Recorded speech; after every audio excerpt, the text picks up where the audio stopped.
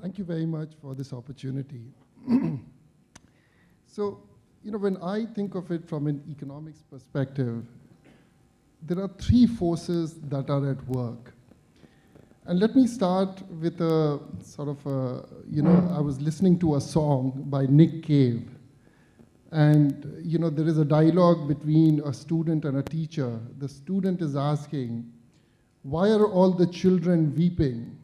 And the teacher answers, oh, they are merely crying, son. The real weeping is yet to come. So I think, when it comes to data governance, I don't think we have really scratched even the surface. And let me tell you what the three forces are from an economics perspective. The first is data monopolization.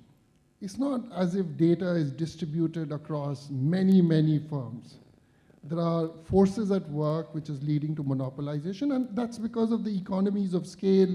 We've studied it in Basic Economics 101, that is at work. Second thing from an economic perspective is that we have uninformed individuals over which we are collecting data. And with behavioral economics, it means that individuals are systematically irrational, which also means that they can be manipulated, which also means that if you can be manipulated, is the worst form of slavery that you can have. You wouldn't even know, I'm a data analytics, you wouldn't even know how I am abusing your data or manipulating you to buy particular goods or even to form a particular opinion. And the third thing from economics, which is very, very bothersome, is what Lord Keynes had said. And he concluded his great book on general unemployment when he said that what is far more dangerous than vested interest is ideology. Now, very often when I listen to the founders of these great firms, who they're talking about a vision of the world. They're not talking about making money. I wish they focused more on making money, that's fine. But when you have ideology, when people want to create a better world, we forget that great crimes have been, great visions have actually fathered great crimes. So we are only right now scratching the surface in terms of manipulation. I mean, today as an economist, I used to teach economic theory where I would talk about first-degree price discrimination. If I knew every individual's value of the product, how as a firm can I extract the entire surplus? I mean, perhaps in the near future, I will be able to do that. Now, how do we handle the distributional questions when it comes to that?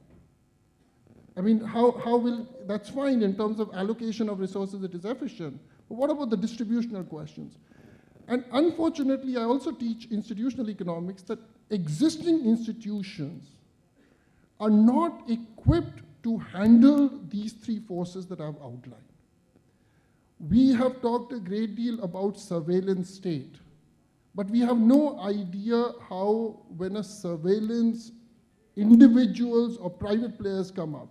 And the only hint we have got is very recently a book came out when a private company was ruling a great country like India, the anarchy. That's the only evidence we have when great companies start manipulating individuals for their interest. But over there, it was vested interest. There was no great vision. So my fear from the way I look at the economic forces are that they are very, very broad questions that are to be answered out here. Thank you.